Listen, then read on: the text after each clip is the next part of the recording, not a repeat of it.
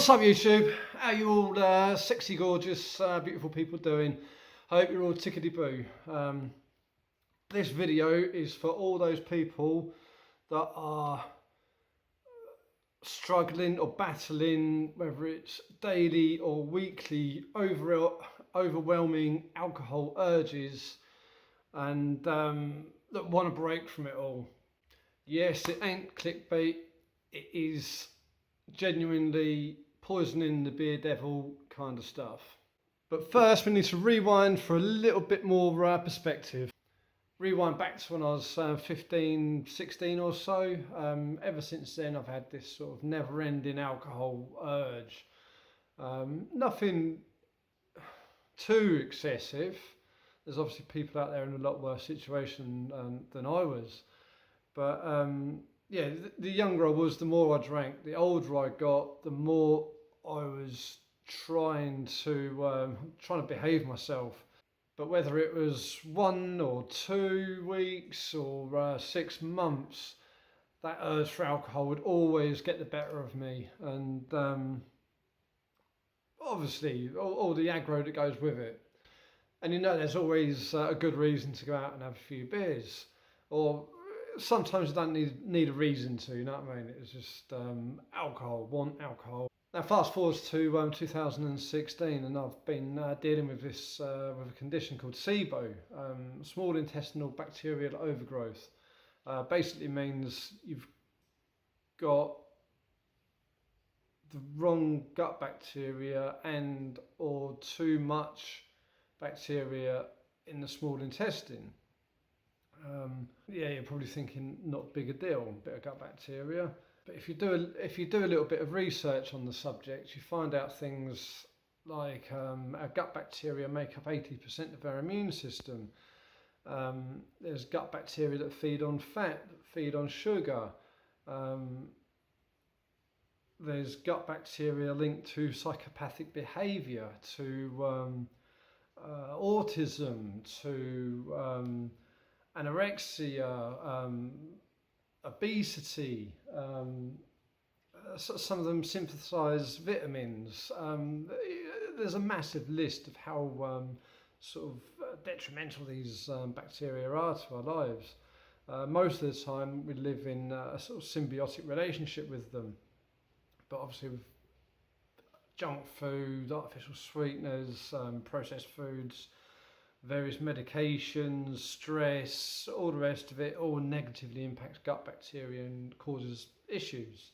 And yes, you've guessed it, there's gut bacteria that feed on alcohol. Never underestimate the effects of these gut bacteria when they get out of sync and start playing with that vagus nerve. It's the nerve that goes from the gut to the brain and branches off to all the major organs and yeah, mate, it's an information superhighway going both ways between the gut and the brain and the gut. With scientists calling our gut a second brain. Now fast forward to Christmas 2016 and yeah, I've been dealing with this SIBO condition, loads of antibacterials. I've not gone out drinking for 2-3 months. And it's Christmas, and obviously it's a good time to go out, have a few beers, let your hair down a bit. And that's exactly what I've done. I left the house at sort of 5 in the afternoon, went out, beers and food, more beers, was home by sort of 2 in the morning, I think. And as I've come through the front door, I've impulsively grabbed these plant-based antibacterials that I've had kicking around because of this SIBO. Took a couple of those and crashed out in front of the TV. And half hour later, 40 minutes later, I've had a big sort of gripe in the stomach. At the same time, my brain felt a bit clearer, lighter, less anxious. And then I fell asleep.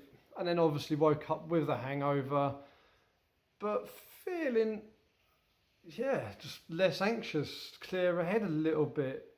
Now, after sort of 2-3 weeks or whatever of not drinking, I'd have to start fighting those urges to go out and drink. But ever since that night with the beers and then the antibacterials, that urge, that overwhelming urge, is so much easier to deal with. It's almost non-existent. It's made life just so much more controllable. Now, I'm not saying gut bacteria is the be-all and end-all of alcoholism, because we know things like pylori and 5-MTHFR gene, they can fuel alcoholism too. I think it's like 42% of alcoholics have pylori. But what I do know, after my own experiences, and that's backed up at least by one study, is that gut bacteria do fuel alcoholism. There's no two ways about it. It's crazy. Like I say, never underestimate that gut-brain connection and how the gut bacteria can throw those thoughts and urges into the minds. Alcoholism or depression, anxiety, gut bacteria. So next question is, how do you go about balancing your gut flora if you've been suffering with alcoholism issues? I guess that depends on how healthy you are. If you're on a litre of vodka a day and poor diet, no exercise and all that, then your body's going to struggle with the toxins and stuff that you're going to load into the body. So go seek professional medical advice and create a healthier, stronger body. There's plenty you can do to help your body detox with things like glutathione supplements, liposomol, vitamin C. That's something easy you can make at home, and that's really helpful for detoxing and withdrawal and sort of helping the body repair itself. Major big things there, liposomol, vitamin C. And then once your medical practititioner suggests or thinks that you're strong enough, then go forwards. When I first done all this, I used something called, it's a plant-based antimicrobial called Atrantil, created by Chris Kresser, who's highly respected doctor on SIBO and gut bacteria, gut health in general. But yeah, Atrantil's quite strong, quite expensive, but there's plenty of other options out there. Things like berberine and oregano oil are two natural plant-based products I'd highly recommend. And of course, you don't get all the side effects or the risks and that associated with other more sort of chemical-based supplements. Activated charcoal is amazing for helping the body clean itself up and sort of mop up toxins and stuff. So, a couple of plant-based antibacterials and some activated charcoal tablets, and that's going to kill off and help your body clean up any mess that's left over. So there you go. If you're an alcoholic that's struggling with staying sober, or someone that's just tired of your money all up the wall, tired of hangovers, tired of the unhealthiness, all that, starve the problem bacteria and then poison them when you feed them with their favourite foods again. That is it in a nutshell.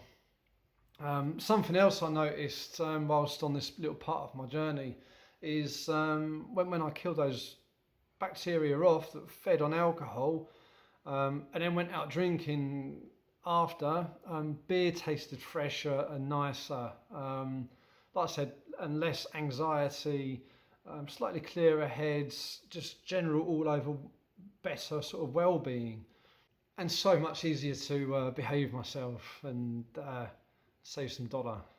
If anybody would like me to put together a kit of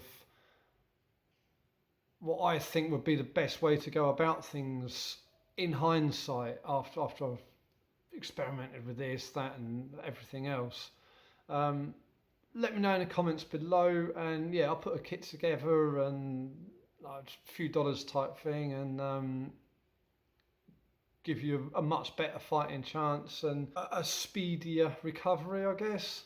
Anyway, YouTube, that is about it. Thank you very much. If you've got any questions, leave it in the comments thing below.